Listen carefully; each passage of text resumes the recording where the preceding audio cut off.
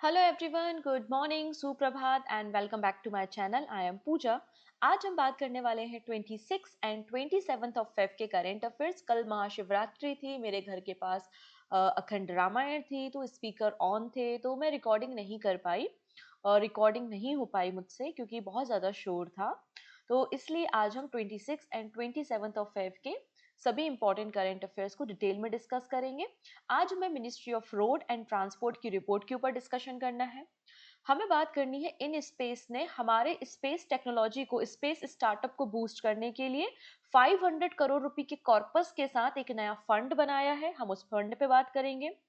अब साल भर में ना 3 बार एफएटीएफ की मीटिंग्स होती हैं। फरवरी मंथ में एफएटीएफ की मीटिंग हुई है जिसमें 2 देशों को ग्रे लिस्ट में शामिल किया है, एक देश को ग्रे लिस्ट से बाहर किया है और रशिया को तो सस्पेंड ही कर दिया गया है एफएटीएफ से। हम इस पे बात करने वाले हैं। इंडिया का पहला बायोपॉलीमर प्लांट स्टैब्लिश हो रहा है उत्तर प्रदेश में। हम उस पे बात करेंगे विथ लॉट्स ऑफ एमसीक्यू।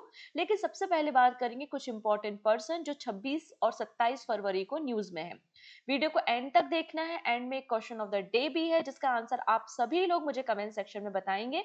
हमारे ये करंट अफेयर्स डेली होते हैं, मॉर्निंग 9 AM पर होते हैं और आने वाले हर एक वनडे एग्जाम के लिए, जितने भी एग्जाम्स के नाम आप जानते हैं ना, जितने भी एक दिन में होने वाले एग्जाम्स हैं, सभी के लिए इंपॉर्टेंट है। तो वीडियो को एंड तक देखना है और जल्दी से एक बार लिंक को शेयर कर दो फटाफट से। लाइक बटन पे क्लिक करना तो बनता ही है ना? चलो वो भी कर दो। स्टार्ट कर लें आज का सेशन। सबसे पहले बात करेंगे फाइनेंशियल लिटरेसी वीक।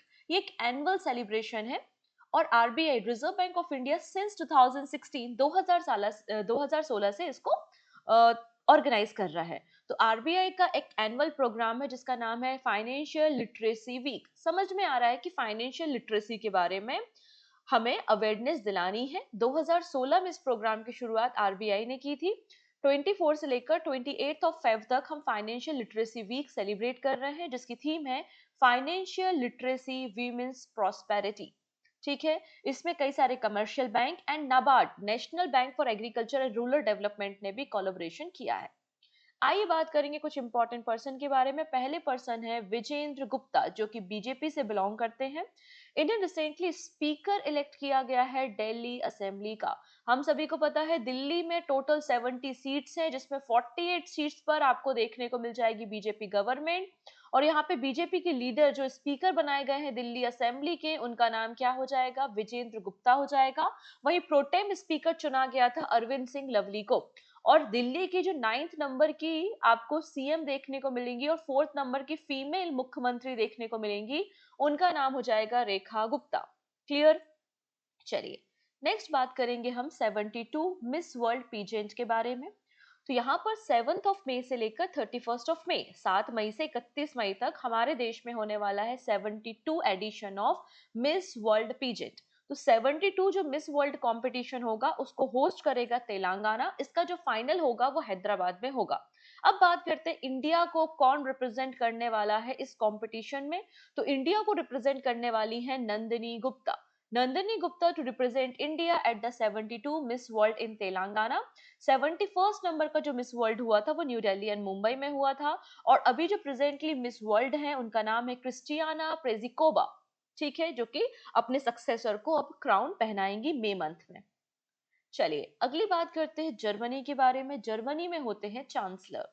ठीक है, रिसेंटली चांसलर को इलेक्ट किया गया है और जर्मनी के एक जर्मन पॉलिटिशियन है जो क्रिस्टीन डेमोक्रेटिक यूनियन पार्टी से बिलोंग करते हैं। इन्हें जर्मनी का चांसलर बनाया गया है और इनका नाम है फ्राइडरिच मर्ज।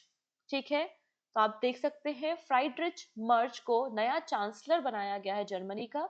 जर्मनी के चांसलर से क्वेश्चन पहले भी बने हैं, जैसे कि मार्क एंजल जो है उनसे भी क्वेश्चन बन चुके हैं, तो कई बार इनसे क्वेश्चन बने, इनका नाम आपको याद रखना है। Next very very VVIP question, मतलब ये क्वेश्चन तो भाई छपेगा।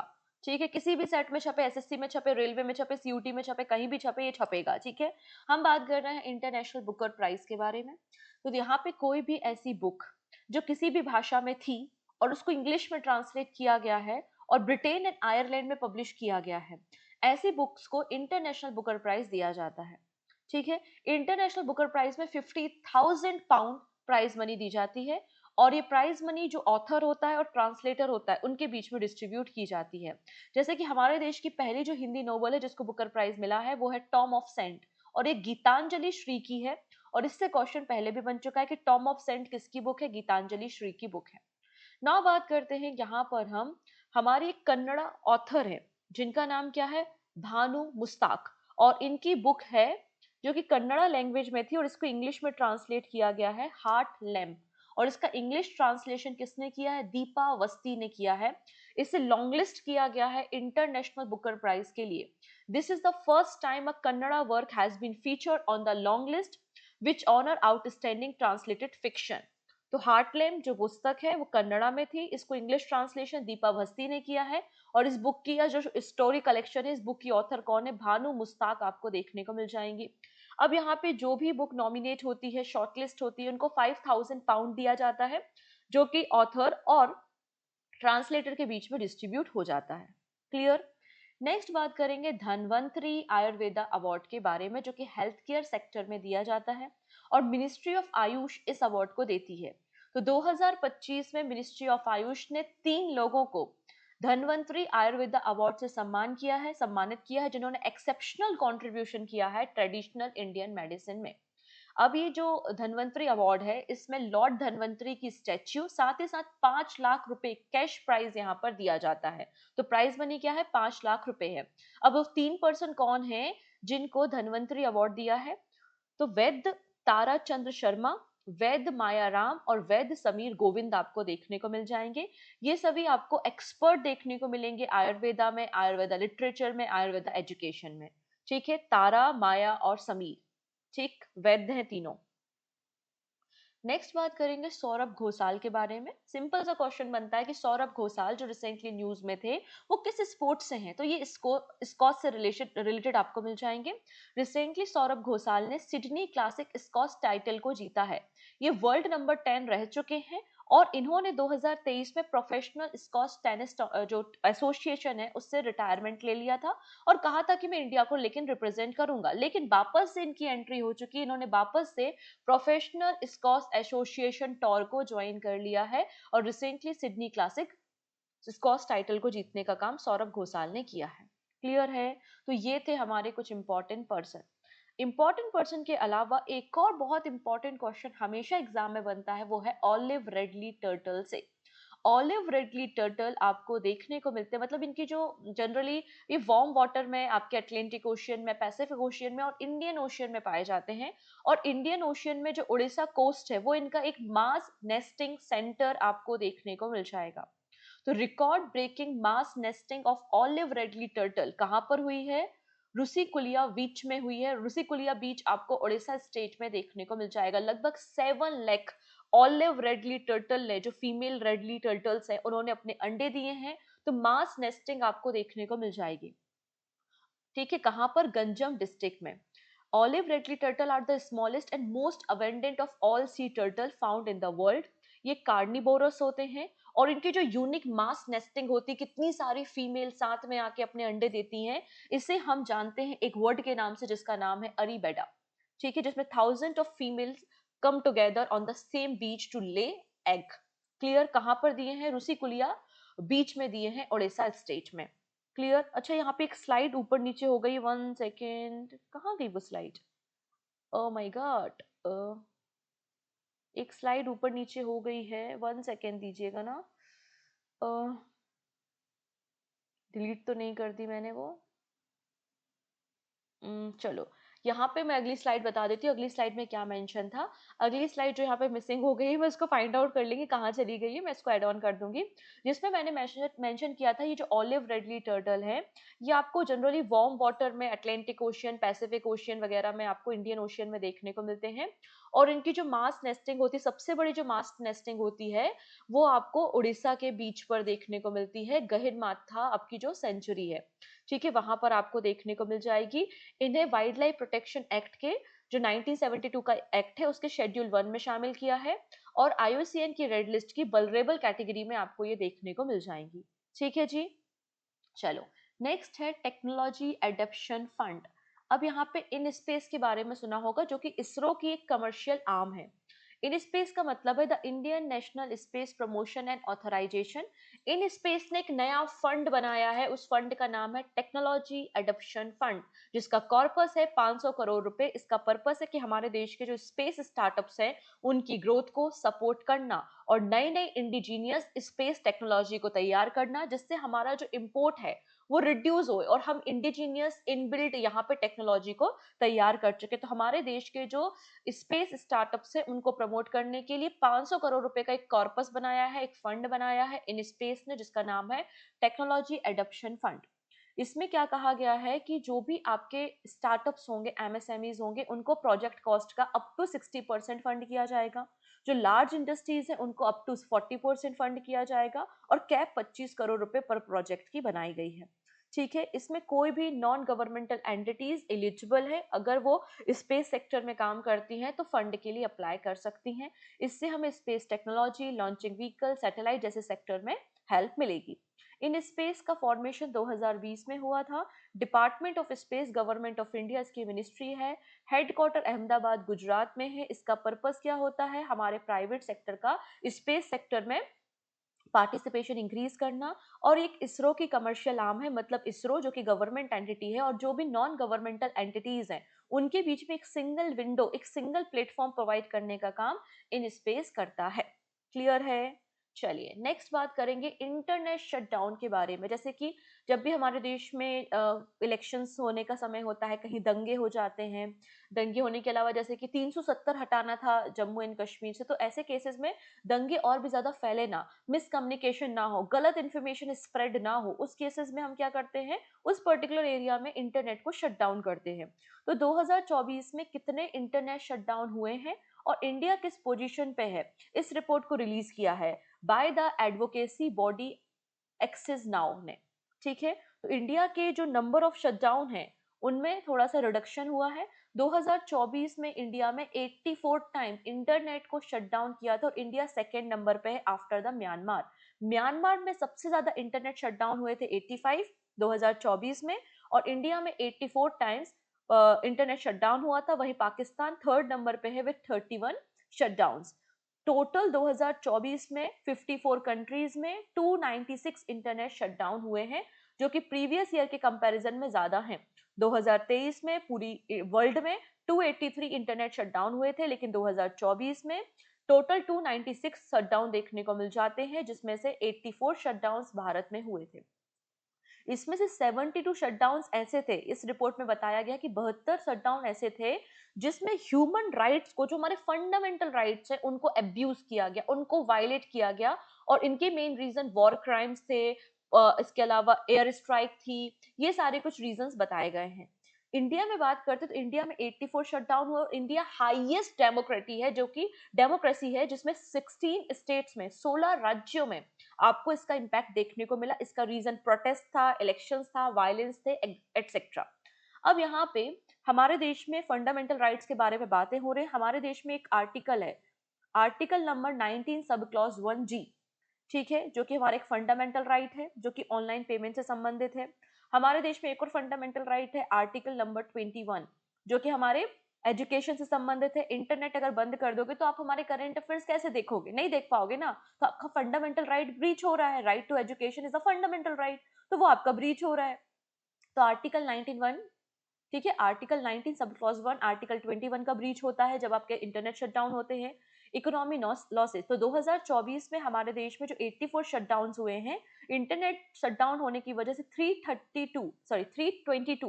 322 मिलियन डॉलर के इकोनॉमी लॉसेस आपको देखने को मिले हैं। इसके अलावा सुप्रीम कोर्ट का एक केस है जिसका नाम है अनुराधा भसीन केस, 2020 का केस है। वो बताता है कि जब इंटरनेट शटडाउन किए जाते हैं और ये अनकॉन्स्टिट्यूशनल है और इससे फंडामेंटल राइट का वायलेशन होता है, तो आपको ये केस भी याद रखना है, जो कि आपका फंडामेंटल राइट्स और आपके शटडाउन से संबंधित है। ठीक है, अभी और भी काफी सारी रिपोर्ट्स हैं, काफी सारी न्यूज हैं, आपने देख ही लिया है, लिस्ट काफी लंबी है न्यूज की। हम एक एक करके सभी न्यूज को कवर करेंगे, लेकिन उसके पहले मैं बताना चाहती हूँ, यहाँ पे जनवरी मंथ की मंथली मैगजीन और कंपाइलेशन, कंपाइलेशन आपको प्लेलिस्ट में अवेलेबल है, आप प्लेलिस्ट देख सकते हैं।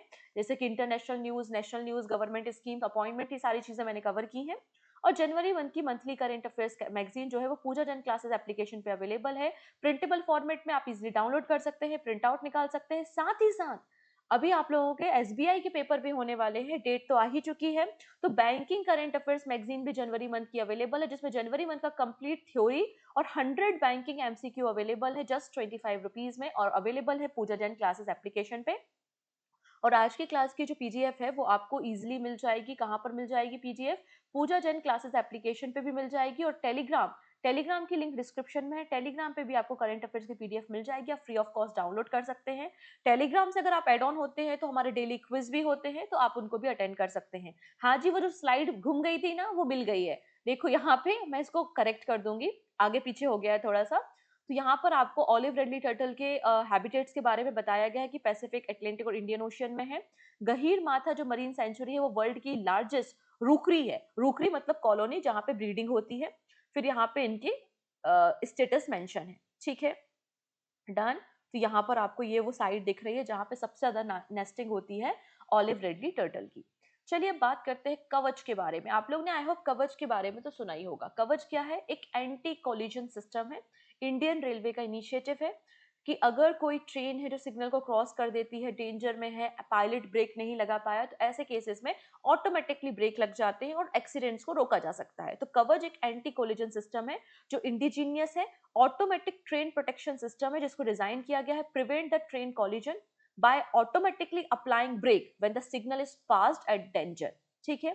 तो यहाँ पे हमारा जो ईस्टर्न सेंट्रल रेलवे है वहां पे कवच सिस्टम को बिल्ड करने के लिए रेलटेल ने कॉन्ट्रैक्ट लिया है, ठीक है। तो RailTel corporation of India limited जो कि पब्लिक सेंटर अंडरटेकिंग कंपनी है, मिनिस्ट्री ऑफ रेलवे के अंदर काम करती है, इन्हें 288 करोड़ रुपीस का कॉन्ट्रैक्ट मिला है टू इंस्टॉल द कवच एंटी कोलिजन सिस्टम 71 स्टेट्स में, सॉरी 71 स्टेशंस में कवर किया जाएगा। 502 किलोमीटर के रूट को कवर करेगा। कहां पर? दानापुर और सोनपुर डिवीजन में, ईस्टर्न सेंट्रल रेलवे में। तो इस डिवीजन को कवर करने के लिए 288 करोड़ रुपए का कॉन्ट्रैक्ट किसको मिला है? रेलटेल को दिया गया है, ठीक है जी। नेक्स्ट बात करेंगे, Uttar Pradesh is home to India's first biopolymer plant. अब हमारे देश में प्लास्टिक पोल्यूशन इस बहुत बड़ा कंसर्न है। बहुत सारे राज्यों में बहुत सारे वेंडर्स जो है वो प्लास्टिक को बैन भी करते हैं, बट स्टिल सब्जी वाले हैं, छोटे छोटे शॉपकीपर्स है, वहां पर तो आपको प्लास्टिक मिलती है। हमारे जो कप्स होते हैं, प्लेट्स होते हैं, हम यूज करते हैं, वो भी प्लास्टिक से होती है। और प्लास्टिक जो होता है वो नॉन बायोडिग्रेडेबल होता है, वो लंबे समय तक जमीन में पड़ा रहता है लेकिन वो डिजोल्व नहीं होता। तो एक बहुत बड़ा कंसर्न होता है सॉइल पोल्यूशन का, प्लास्टिक पोल्यूशन का। इसलिए हम तैयार कर रहे हैं हमारा बायोपॉलीमर प्लांट, जिसमें हम बायोपॉलीमर मतलब शुगर केन की मदद से जो हमारे डिस्पोजेबल प्लास्टिक्स होती हैं, प्लेट्स होते हैं, कप्स होते हैं, उनको तैयार करेंगे, जनरेट करेंगे, जो कि जमीन में, सॉइल में 3 महीने में डिग्रेड हो जाते हैं। तो एक जो प्लास्टिक पोल्यूशन की समस्या है उसको भी हम खत्म कर सकते हैं धीरे धीरे, या कम कर सकते हैं, राइट। तो Uttar Pradesh is home to India first biopolymer plant. तो यहाँ पर बात हो रही है बलरामपुर चीनी मिल लिमिटेड के बारे में। तो Balrampur Chini mill limited led the foundation stone for India first industrial scale biopolymer plant in the Kumbhi, Uttar Pradesh. Kumbhi कहाँ है? ये जो कुंभी शुगर मिल कॉम्प्लेक्स है ये लाखिमपुर खीरी डिस्ट्रिक्ट ऑफ उत्तर प्रदेश में है। इसे लॉन्च किया गया है in the presence of CM Yogi Adityanath, और जिसकी टोटल कॉस्ट 2850 करोड़ रुपीस है। इसमें हम यहाँ पे जो bottle, plates, cups, carry bag को प्रोड्यूस करेंगे जो कंप्लीटली डिस्पोजेबल होगी और 3 मंथ्स में सॉइल में डिसॉल्व हो जाएगी। ये पहला प्लांट है जो पावर्ड है entirely by the renewable energy, ठीक है जी। नेक्स्ट है, अब एम्स दिल्ली के बारे में बात हो रही है। हमारे देश में जो एम्स दिल्ली है, हम इसको ग्लोबल रिकॉग्नाइज कराना चाहते हैं। जो इंटरनेशनल हॉस्पिटल्स में फैसिलिटीज होती हैं, हम वो सारी फैसिलिटी तैयार करना चाहते हैं। कहाँ पर? एम्स न्यू दिल्ली में। मतलब हेल्थ केयर सेक्टर में हम इन्हांसमेंट लाना चाहते हैं, एक्सीलेंसी लाना चाहते हैं। इसलिए एम्स दिल्ली को हम रिफॉर्म कर रहे हैं। तो एम्स दिल्ली को रिफॉर्म करने के लिए नीति आयोग ने कमेटी बनाई है। उस कमेटी को हेड कर रहा है बीके पॉल, और बीके पॉल हम सभी को पता है नीति आयोग के मेंबर भी हैं। तो NITI Aayog, the Indian government top policy think tank, has set up committee to develop strategic plan for upgrading AIIMS New Delhi, ठीक है, जिससे इसको ग्लोबल रिकॉग्निशन मिल सके। और इस कमेटी को हेड कर रहे हैं नीति आयोग के मेंबर बीके पॉल। जो कि करेंट सिस्टम को एनालाइज करेंगे और फ्यूचर में क्या एडवांसमेंट हो सकता है इसको प्रपोज करने का काम करेंगे। मैंने रिसेंटली काफी सारी कमिटीज आपको बताई है, तो एक सिंगल लिस्ट बना के आप सारी कमिटीज और कमिटीज को हेड करने वाले मेंबर्स को याद कर लेना, ठीक है। नाउ बात करते हैं एफएटीएफ प्लेनरी सेशन के बारे में। सेकेंड एफएटीएफ का प्लेनरी सेशन हुआ है under the president Elisa de Anda. Elisa de Anda का नाम डायरेक्टली एग्जाम में बन सकता है कि एफएटीएफ की प्रेसिडेंट कौन है, तो एलिजा दे एंडा है। जैसे कि पूछा गया था कि आपसे कंट्री के नाम भी पूछे जाते हैं कि किस कंट्री से बिलोंग करती है, तो एलिजा दे एंडा जो है वो मेक्सिको से बिलोंग करती हैं, जहां पे 200 से ज्यादा डेलीगेशन ने पार्टिसिपेट किया था, 200 से ज्यादा लोगों ने पार्टिसिपेट किया था एफएटीएफ के प्लेनरी सेशन में। अब यहाँ पे जो काउंटर टेररिज्म है, मनी लॉन्ड्रिंग है, फाइनेंशियल इंक्लूजन है और जो सेक्सुअली एक्सप्लॉयटेशन है बच्चों का, उसको रोकने के लिए मेजर डिस्कशन यहाँ पर इस मीटिंग में किए गए। तो इस मीटिंग के हाइलाइट्स यही पॉइंट्स थे। अब यहाँ पे क्या क्या बोला गया है, हाइलाइट्स देखेंगे। Update to FATF standard and financial inclusion, तो हमें यहाँ पे एफएटीएफ को अपडेट स्टैंडर्ड्स जो है उसको अपडेट करने की जरूरत है। और यहाँ पर जहाँ पे रिस्क ज्यादा है वहां पर हमें फाइनेंशियल इंक्लूजन करने की भी जरूरत है।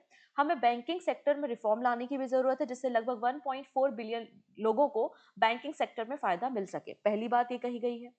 नेक्स्ट का है addressing financial flow in the online child exploitation.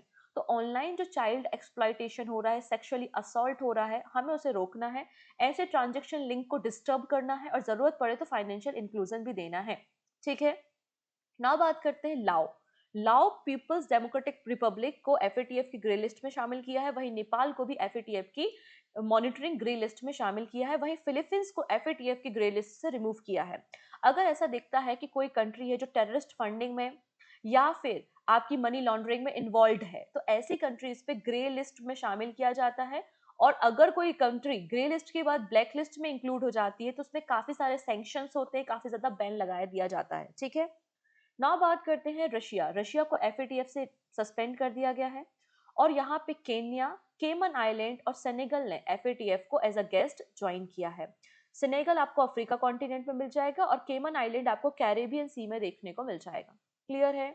Now बात करते हैं यहाँ पर एक और इम्पॉर्टेंट अपॉइंटमेंट्स हुई है एफएटीएफ के वाइस प्रेसिडेंट। जैसे कि प्रेसिडेंट तो हमने देख लिए, प्रेसिडेंट जो है वो एलिसा दे एंडा है जो कि मेक्सिको से है। एफएटीएफ के वाइस प्रेसिडेंट 25 से 27 तक के लिए अपॉइंट किए गए हैं गिल्स थॉमसन, जो कि यूके से बिलोंग करते हैं, ठीक है। और second edition of FATF mentoring programme women के लिए, वीमेन एंटरप्रेन्योरशिप के लिए, वीमेन कैरियर के लिए मार्च 2025 में लॉन्च किया जाएगा।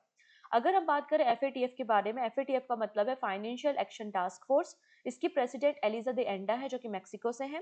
पेरिस फ्रांस में इसका हेडक्वार्टर है। 1989 में इसका फॉर्मेशन हुआ था और जैसा कि मैंने कहा कि 3 बार इन ईयर इसके सेशन होते हैं। फरवरी में हुआ, फिर जून में होगा, फिर अक्टूबर में होगा, ठीक है जी।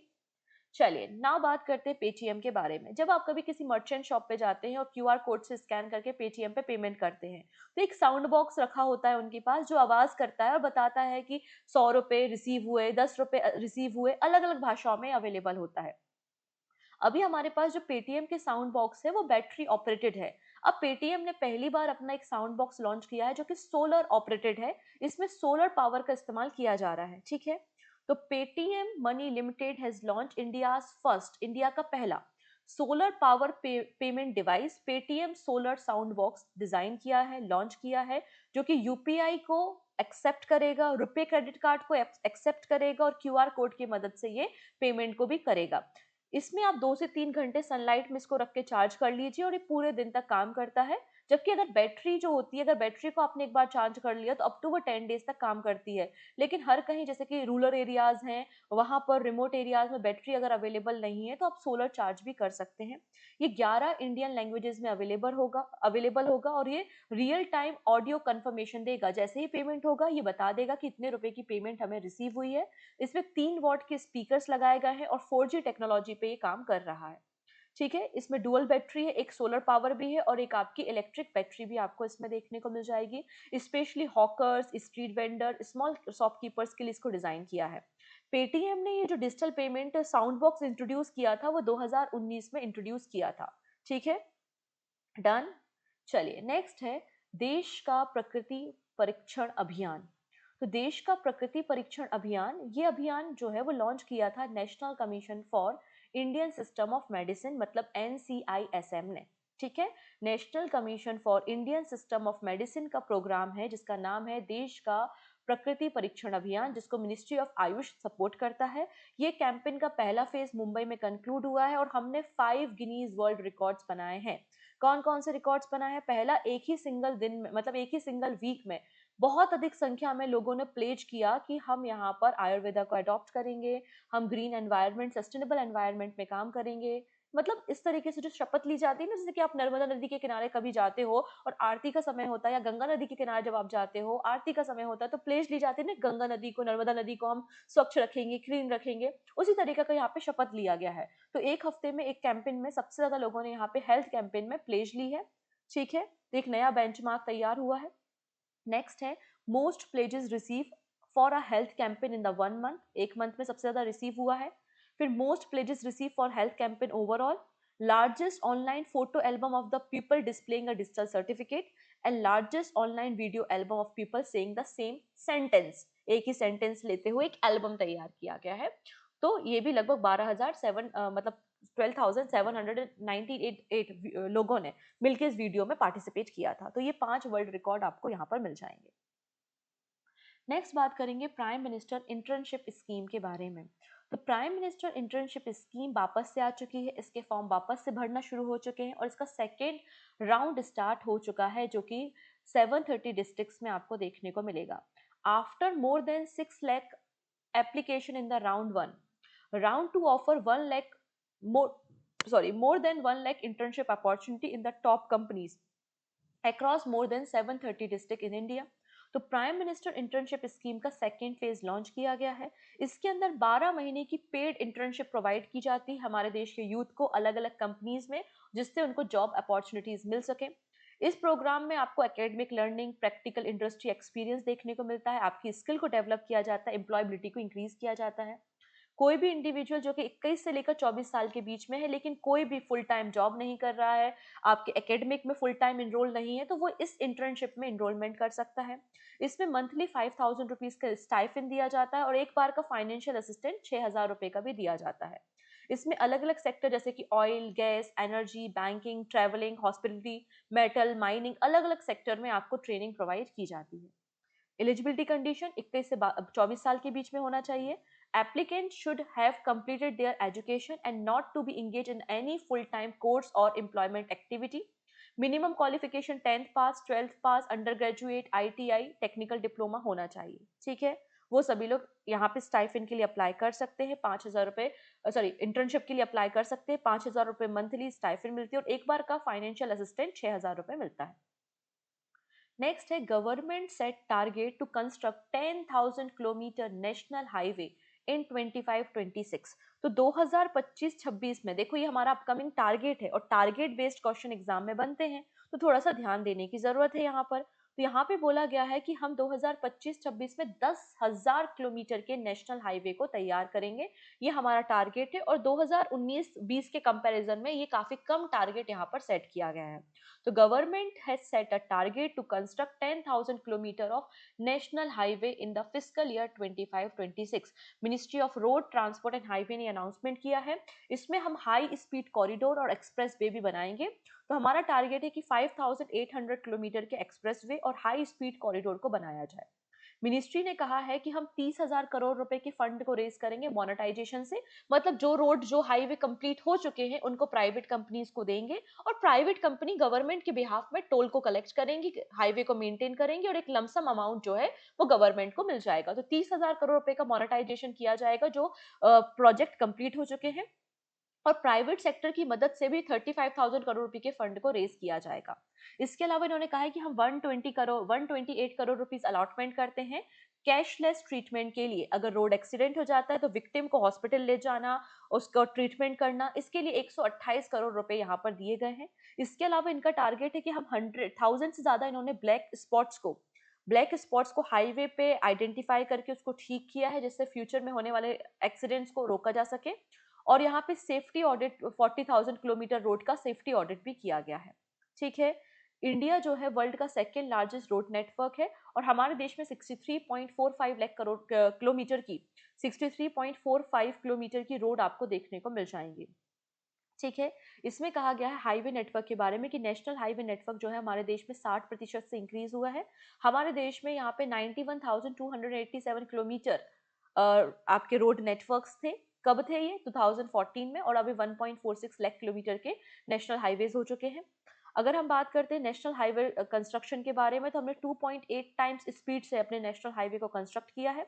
2014-15 में हमारे देश में 12.1 किलोमीटर पर डे हम नेशनल हाईवे बनाते थे, लेकिन अब हमारे देश में 33.8 किलोमीटर पर डे की स्पीड से हम नेशनल हाईवे को बना रहे हैं।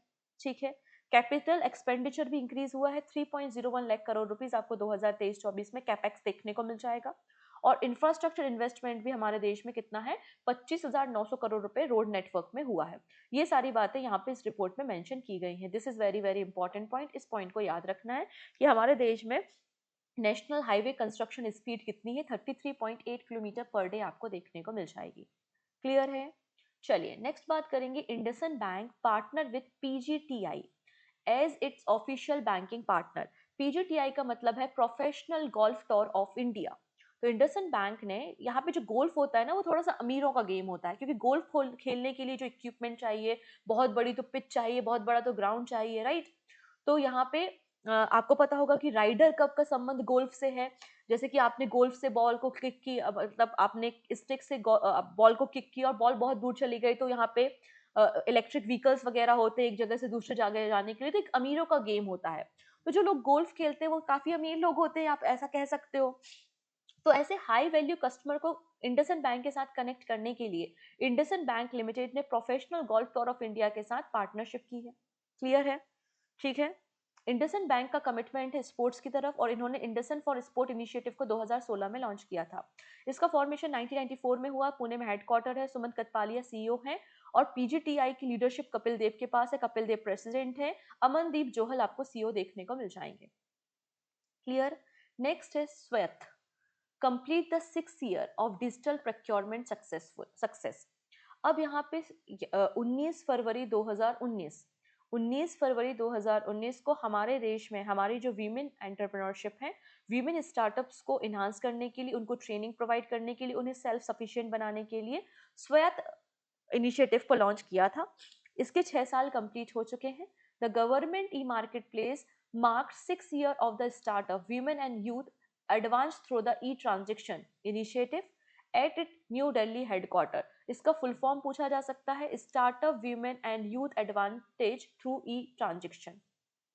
इसका फोकस होता है ऑनबोर्डिंग कराना, ट्रेनिंग कराना, आपके सेलर्स को सपोर्ट करना। स्पेशल फोकस होता है इस वीमेन एंटरप्रेन्योरशिप पे, एमएसएमई पे और सेल्फ हेल्प ग्रुप पे। इसके 6 साल कंप्लीट हुए हैं। नेक्स्ट बात करते हैं म्यूज के बारे में। माइक्रोसॉफ्ट ने एक नई जनरेटिव एआई मॉडल बनाया है म्यूज। ये स्पेशल है, इंपॉर्टेंट है जो गेम डेवलपर्स होते हैं। तो गेम डेवलपर्स यहाँ पे नई टेक्नोलॉजी का इस्तेमाल करके नए विजुअल्स बना सकते हैं, नए कंट्रोल एक्शंस आपको मिल जाएंगे फॉर गेम डेवलपर्स। तो माइक्रोसॉफ्ट ने इंट्रोड्यूस किया है म्यूज, एक फर्स्ट जनरेटिव एआई मॉडल है। ठीक है, म्यूज एक जनरेटिव एआई मॉडल है for video game that can generate game visuals, control action और बोथ। ठीक है, ये किसको हेल्प करेगा? जो गेम डिजाइनर्स हैं उनको आइडेशन प्रोसेस में, नए गेम्स को जनरेट करने में, गेम के विजुअल्स को बनाने में हेल्प करेगा। इसका पुराना नाम, अभी इसका नया नाम म्यूज रख दिया गया है। इसको जब तैयार किया गया था तो इसका नाम था world and human action model. इसको Microsoft research game intelligence and teachable AI experience ने तैयार किया है और Xbox games studio Ninja Theory के साथ कोलैबोरेशन इन्होंने किया था। नेक्स्ट बात करते हैं हम यहाँ पे जैग्रोस माउंटेन के बारे में। यहाँ पर आपको ये ईरान में, टर्की में, इराक में फैला हुआ दिखाई देगा जैग्रोस माउंटेन। ऐसा बताया जा रहा है हमारे जियोलॉजिस्ट के द्वारा कि ये अंदर की तरफ पुल हो रहा है, अर्थ इसको पुल कर रही है, अंदर की तरफ खींच रही है। A geologist said that hilly area surrounding the Zagros mountain in Iraq is being pulled into the earth. ये अर्थ में जमीन के अंदर खींचा जा रहा है, ऐसा बताया है। ये माउंटेन आपको सेंट्रल एशिया में मिलेगा। 1500 किलोमीटर की रेंज है जो कि टर्की से लेकर इराक और ईरान के पेनिनसुला तक फैली हुई है। इसकी हाईएस्ट माउंटेन पीक आपको माउंट देना मिल जाएगी, जिसकी हाइट 14,464 फीट की आपको मिल जाएगी। और यहाँ पे आपको लाइमस्टोन और सेल रॉक देखने को मिल जाएंगे जो कि मेसोजोइक एरा से बिलोंग करती हैं। क्लियर है? चलिए कुछ और हम बातें करेंगे, लेकिन उसके पहले हमें रिवीजन करना भी जरूरी है कि लास्ट क्लास में 25 फरवरी को कौन कौन से करंट अफेयर्स हमने सीखे थे। तो हमने बात की थी सुनील भारती मित्तल के बारे में। इनको रिसेंटली ऑनरी नाइटहुड का टाइटल दिया गया है। फिर हमने सब्यसाची कर के बारे में बात की थी, जिनको डायरेक्टर बनाया है institute of economic growth new Delhi में। फिर प्राइम मिनिस्टर नरेंद्र मोदी ने 19th इंस्टॉलमेंट पीएम किसान योजना का लॉन्च किया था 22,000 करोड़ रुपए का, भागलपुर बिहार से। फिर उत्तराखंड उत्तराखंड गवर्नमेंट ने एक बिल पास किया है, जो नॉन रेसिडेंट है, उत्तराखंड के निवासी नहीं है, वो एग्रीकल्चर या हॉर्टिकल्चर जमीन को उत्तराखंड के 11 डिस्ट्रिक्ट्स में नहीं खरीद सकते। इंडिया का पहला वाइल्ड लाइफ बायो बैंक तैयार हो चुका है, फुली ऑपरेशनल है, Padmaja Naidu Himalayan zoological park Darjeeling में। फिर यहाँ पे इंडिया लीड कर रहा है आईपीओ में। आईपीओ हमने लॉन्च किए थे यहाँ पे और 19.5 बिलियन डॉलर फंड को रेज किया है। इरडई ने इरडई ने एक इंश्योरेंस सेक्टर में रिफॉर्म करने के लिए इंश्योरेंस जो एक्ट है 1930 एक्ट का एक्ट 1938 के एक्ट में रिफॉर्म करने के लिए कमेटी बनाई है। उस कमेटी को हेड कर रहे हैं x SBI chairman Dinesh Kumar खारा। फिर बीमा ए एसबीआई एप्लीकेशन को लॉन्च किया गया है, जो कि आपके इंश्योरेंस को, आपके जो प्रीमियम अमाउंट है उसको ब्लॉक करने में कैपेबल है अगर आपको पॉलिसी से अप्रूवल नहीं मिलता है। ठीक है। और बजाज आलियांज जो है वो पहला इंश्योरर है जिसने इसे इम्प्लीमेंट किया है।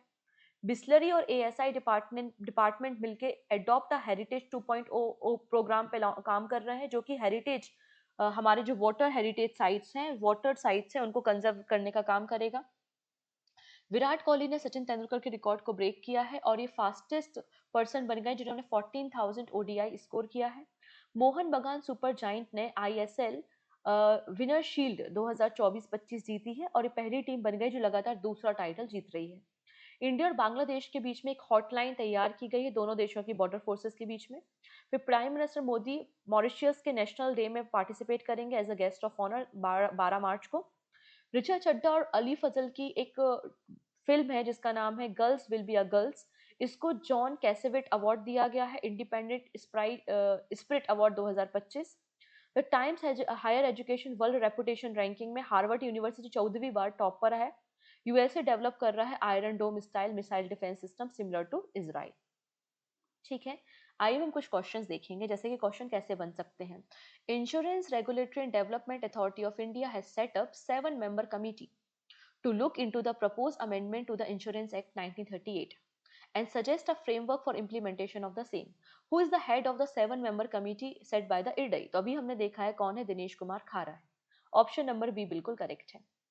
From which state did Prime Minister Narendra Modi release the 90th installment of the प्रधानमंत्री किसान सम्मान निधि स्कीम?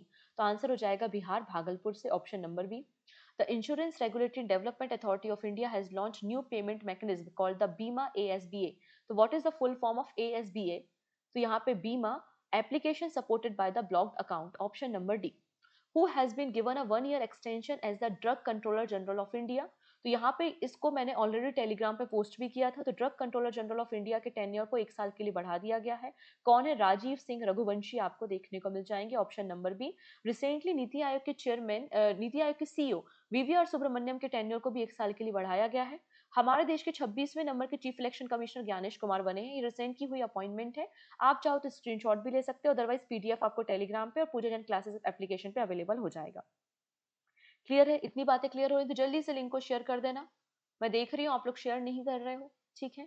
ना बात करते हैं 9th डायरेक्टर एफबीआई के कौन बन गए हैं। आंसर हो जाएगा कैश पटेल। इसके अलावा डोनाल्ड ट्रंप ने एफबीआई के डिप्टी डायरेक्टर को भी अपॉइंट किया है और एफबीआई के डिप्टी डायरेक्टर आपको मिल जाएंगे Dan वॉन्गिनो।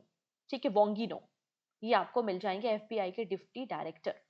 Who has become the first Indian to break the 13-minute barrier in the men's 5000 meter indoor race?